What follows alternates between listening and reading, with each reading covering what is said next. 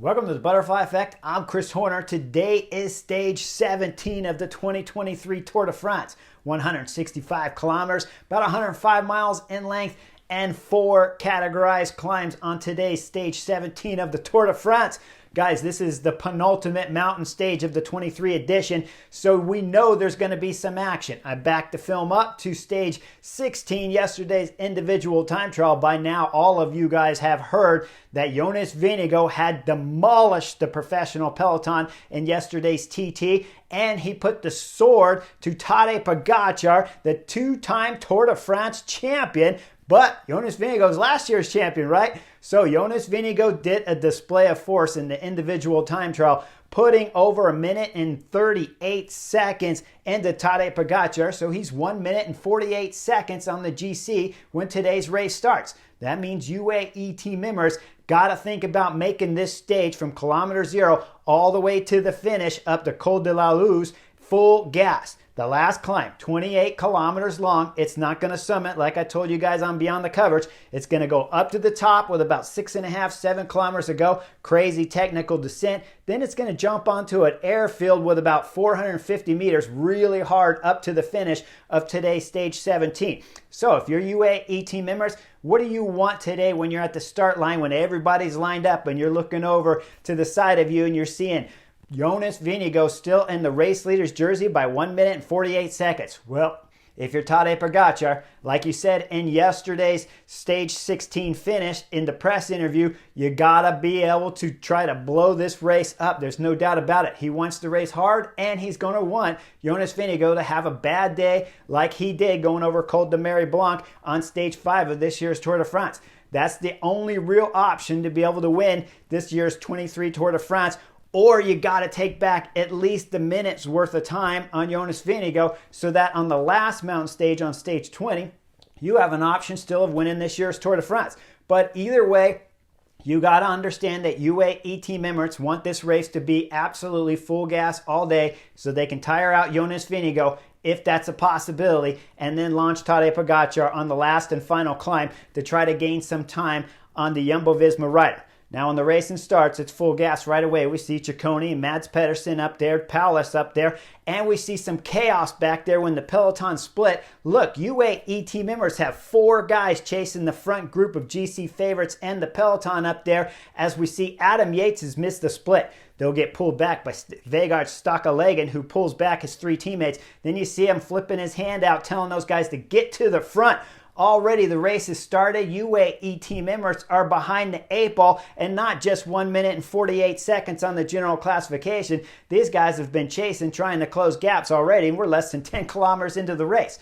Now we hit the first mountain, and we see just as we're coming into the first categorized climb here early in this stage 17, it's Quick Step on the front. That's the tractor Tim de Klerk. Tim de Klerk's trying to close the gap so he can launch Julian Alaphilippe. He does, and Julian Alaphilippe comes up to the front group, and we got a large group of just about 15, 20 riders up here. Then you look behind, Jumbo-Visma on the front. Man, they are going to make this race hard. UAE team members don't have to do it. Jumbo-Visma is going to do it for you because Jonas Vingegaard wants a shot at winning today's stage, or putting more time on Tadej Pogačar. I don't know which, but there's a reason when you see Jumbo-Visma on the front pulling like crazy to try to bring this group back. Now we'll see that Tadej Pogačar overlaps the wheel with the AG2R rider and crashes on his left side. This is putting him behind the 8 ball again. 1 minute 48 seconds behind. 4 teammates already chasing within the first 5-6 kilometers of today's race.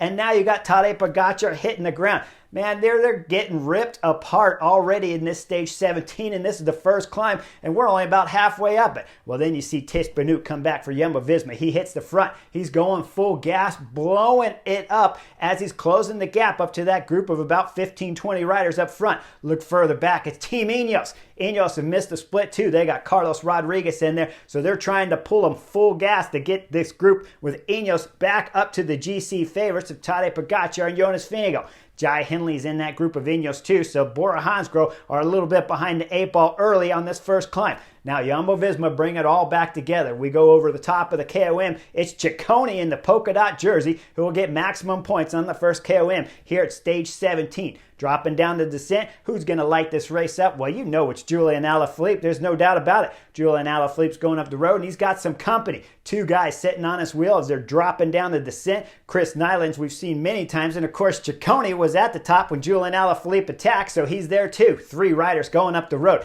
They'll get down into the bottom of the valley between the first and second climb here, going full gas. Then we start seeing riders chasing all over the place. Peloton behind coming down the first descent. It's all switchbacks there, and it's strung out but blowing up. Probably 40 guys at best left in the peloton back there. They come across the sprint line competition. Julian Alaphilippe gets maximum points. But in camera fades back, you see groups all over the place. They're all split up. We hit the second categorized climb here, and all of a sudden there's attacks coming from the peloton left and right. We're going to see 30 riders bridge up together on this second categorized climb, and FDJ have Stefan Kuhn, Pino in there, Davide Gaudu is in there, and then when we look back, guess what? 4 guys are chasing to make this group just about 35 riders strong, as we see 2 guys from Jumbo-Visma, that's Wilco Kelderman and Thies Benoot, and 2 guys from UAE ET Mimmers that are driving it. That's the Solarism up there. He is riding with some fabulous legs here on today's stage 17, and he's got his teammate in there, Rafael Majka. Those 4 bridge up to the group of 30 up there. Now we got 30, 35 riders. It's a huge number, but guys are fluctuating, coming out the back this way and that way throughout today's stage, so you pick whatever number you're comfortable with, but it's big. Soler doesn't quite close the gap, but with Rafael Majka and the 2 Jumbo-Visma guys did. So we see Soler just back there dangling, but he will get back on by the time we get up and over this category, up and over this second KOM climb. When we get to the top, though, Ciccone gets maximum points again in the polka dot jersey.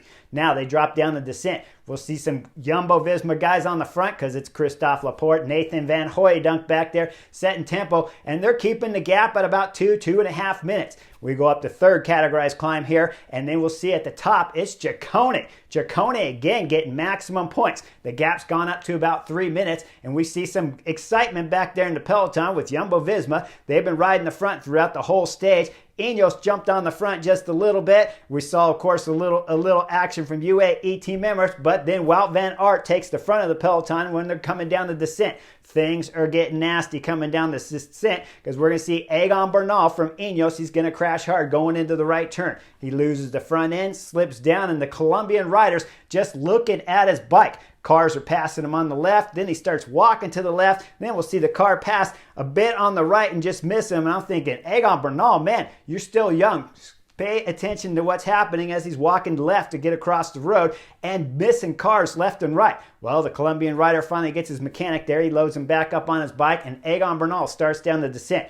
Now we're coming into the final valley here with about 40 kilometers to go.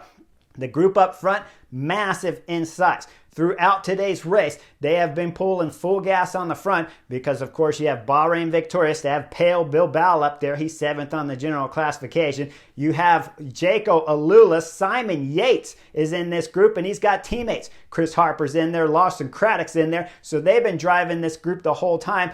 And Trek Segafredo's Ciccone has been taking all the KOM points. Well, Skilmos was his teammate in here, so he's been on the front throughout the first climb, the second climb, the third climb. Skilmos has been active throughout today's stage 17 trying to help Ciccone wrap up the KOM polka dot jersey. Now, like I said, we're coming through the valley. There's still one more team, though, FDJ. Those guys have done massive work because they had 4 riders in this front group, and that's what's holding off the Jumbo-Visma train behind, being led by Laporte and Nathan Van Hooydonk. Now, coming through the valley, like I said, the gap's getting up to about 3 minutes. Ineos decide they got to start going to work because Carlos Rodriguez, his top 5 classification here at the Tour de France is under jeopardy because Simon Yates, Pale Bilbao's up there. We see that Gaudu's up there, and Felix Gall from AG2R, whose team was pulling hard throughout this stage 17, trying to give Felix Gall from AG2R a shot of winning stage 17. Well, behind Ineos, like I said, they're pulling full gas with Omar Frele.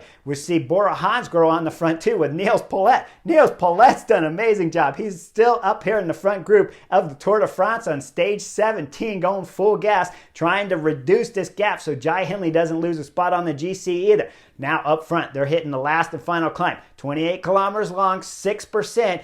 but near the top, they have 24% sections on today's final climb of stage 17. Only issue with this climb, though, at 28 kilometers long, it's a little soft in the beginning of the climb and then stair steps a bit as they get further up there. So you cannot, if you're a pure climber, just go from kilometer 0 up this final climb and think you're going to pull for 28K. That means your domestiques in the breakaway, and there's many of them in this group of 35, they got to go to work. So the first rider we see, Jaco Alula Larson Craddock, the American rider, he's going full gas because he knows Simon Yates has a chance to move up on the general classification if they can hold the peloton off of GC favorites. Behind, the peloton still going full gas for Ineos, trying to reduce the gap, but not having much help with just Omar Fraley up there. Solid ride, but he just doesn't have the force to start bringing down the gap. With Larson Craddock at the front, he'll pull for a couple kilometers and then he's going to come off. This is when it's time for AG2R's Ben O'Connor and for Bahrain victorious Jack Haig. They're going to go to work early into this final climb. We see Ben O'Connor pulling full gas. Behind in the group, we start seeing Soler drop off early. We see Julian Alaphilippe, Ciccone, they come out the back. Soler is going to play another part, though, in today's stage 17, so don't think he's taking a day off here as he's getting dropped from the front group up there, being pulled by Ben O'Connor and Jack Haig. Now behind, Jumbo-Visma are locked into the position behind the Ineos train up there. We see Omar Fraley. He's going to pull a solid 5K or so up this climb. And then when Omar Fraley pops off, it's just left with Jonathan Castroviejo on the front for Ineos. We see the race radio from AG2R, the director sportif. He says, Ben O'Connor, they just lost. Ineos just lost one. They only got one left. Great job. Keep going. You guys are winning this battle right now with Ben O'Connor pulling full gas. Now we go back down the peloton. We see what's happening. Well, there with Jonathan Castroviejo pulling, he's going to pull off, and it's time for Michael Kwiatkowski to go to work. This is going to be the last domestique rider for Carlos Rodriguez if they're going to try to salvage their top 5 on the GC here at the Tour de France. We're getting into about 8.5 kilometers to go. Michael Kwiatkowski's pulling on the front, and then bam! Oh, man. We see Tadej Pogačar coming out the back. Oh, wow. Back to film up just a little bit after I showed you where Soler had dropped out of that front group. Well, Soler had never dropped out of the GC favorites group either. In fact, he was back there getting bottles from the car. Now we see that Tadej Pogačar is having a hard problem. Soler has to go to work for Tadej Pogačar. I'm thinking right now, well, we got Rafa Majka in that front group still being led up there full gas from AG2R. Rafa Majka probably gets a shot at winning the stage here. It would be an intelligent tactic because Tadej Pogačar, second on the general classification, has Soler looking after him, but his legs are falling off quick. We move the camera back up forward to the GC favorites. It's Sepp Kuss. As Tadej Pogačar was coming out the back, Sepp Kuss, Jumbo-Visma, started licking his lips. He was getting excited as he's going full gas on the front for Jonas Vingegaard. Now that Tadej Pogačar has dropped off, it's given the green light here for Jonas Vingegaard to do whatever he wants on this stage. He can go full gas right now from the bottom to the top. He can put his riders on the front. He can pull back riders from the break because Sepp Kuss is going full gas. Looks like the American's not quite as sharp as he has been throughout this year's Tour de France. Probably has something to do with the crash that he had earlier.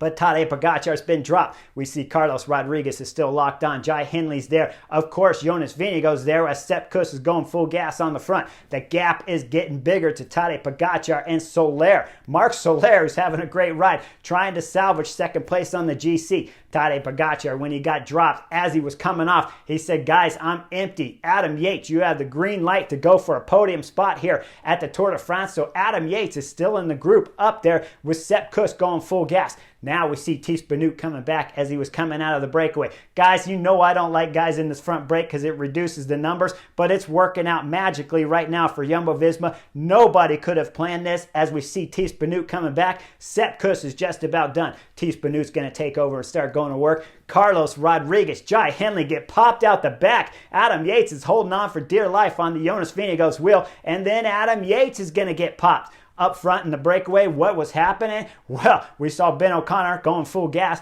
Once Ben O'Connor got done pulling, it was time for Jaco Alula's Chris Hoppe. Hopper was going to work on the front because he's got Simon Yates in there, and they're going full gas up to about 6 kilometers to go. And then Felix Gall, AG2R, is going to light everyone up. He's going to get a gap. Simon Yates is going to hold onto the wheel there of Hopper, trying to salvage this stage victory here if Hopper can do some work. Now Harper's doing a fantastic job here of trying to hold Felix Gall. It's going to be up to Simon Yates and Rafael Majka to do the big hit to bring back Felix Gall, who's got about a 15-20 second gap on the 3 riders behind.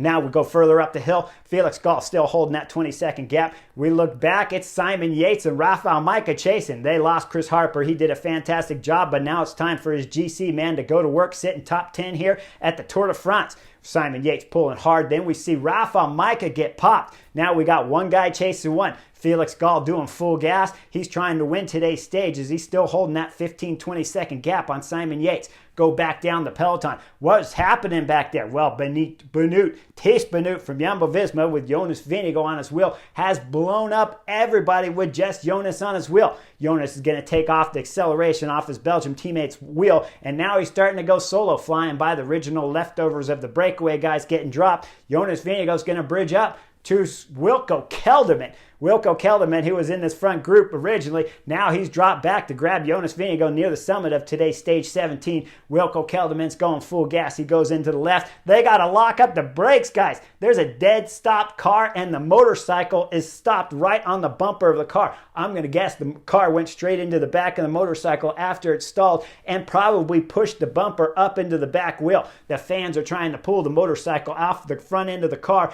as they exit the car. Look at the fans. Well, the fans start to push right there Jonas Vingegaard on the back, and they're giving him a big push. Only problem with this push, just in front of Jonas Vingegaard, his teammate Wilco Kelderman, who had a gear issue. I saw his head drop down, so I assume he missed a gear or something happened with his chain. As he's trying to get that back on, Jonas Vingegaard almost runs into the back wheel of his teammate Wilco Kelderman as he pulls off, and just as he pulls up and keeps the bike upright, you see Jonas Vingegaard in the race leader's yellow jersey look back and like, thanks fans, next time don't touch me please, because I'm wearing the race leader's yellow jersey and I'm going to win this year's 2023 Tour de France. Because when we look further down the hill, Tadej Pogačar and Soler are not recovering. Tadej Pogačar is having a nightmare of a stage here on stage 17 of the Tour de France, and he's got no energy left. Go back up front. It's going over the top of the KOM. Felix Gall going over solo here on stage 17 to grab maximum KOM points.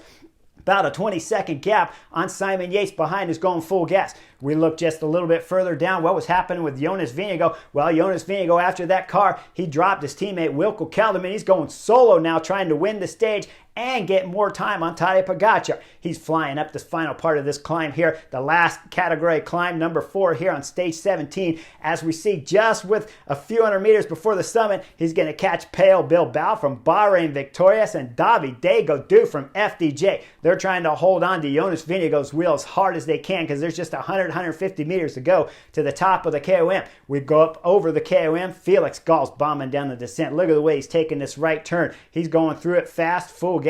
We look further back at Simon Yates, about 20 seconds going through this same corner. Look how wide Simon Yates is taking it. When I'm sitting on the Chesterfield, I'm like, Simon Yates, you're not going to catch Felix Gall on stage 17 because Felix Gall's coming into 1K to go, 600 meters to go. He's going underneath the tunnel. 400 meters to go. As this hill starts to go up, you look back 200 meters, that's Simon Yates. He's about 25 seconds behind Felix Gall. Felix Gall suffers all the way up over the hard ramp to the last 50 meters of the summit of today's stage 17 Tour de France. Felix Gall, one hand up in the air, then pulls it down, kisses the AG2R jersey, tries to get his hand up as he crosses the finish line again, but he's too fatigued. But he does win today's stage 17 of the Tour de France, for AG2R to be victorious and take a big stage victory here at the Tour de France. Now, we saw the plan throughout today's stage with AG2R having multiple numbers in this front group of 25.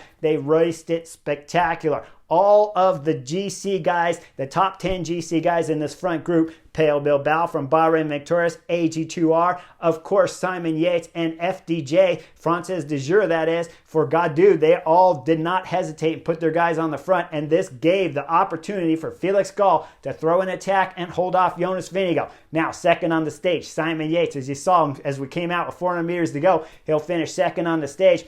Jonas Vingegaard's wrapped up everybody that was in the original group of breakaways coming up to the final line, but it's Pello Bilbao that'll jump Jonas Vingegaard and get the third podium spot here at the Tour de France and start to move up a bit on the general classification. Jonas Vingegaard suffers to come up over the line, but he's won the 2023 Tour de France, barring any kind of accident or something unplanned here in the final stages of this year's Tour de France. Jonas Vingegaard has wrapped up the 23 edition Tour de France here on stage 17 with his fourth place on the stage, about 1 minute and 50 seconds behind the winner, Felix Gall. Tadej Pogačar, well, he suffered coming over the descent, dropped down. There's a little bump still left. You see that Marc Soler had to back off the gas again for the Slovenian Tadej Pogačar. When they crossed the line, they lost about 5 minutes onto today's stage to Jonas Vingegaard wearing the race leader's yellow jersey. Adam Yates did a solid job to protect the podium. He's solidly third on the general classification now, with Tadej Pogačar a couple minutes in front of him on second.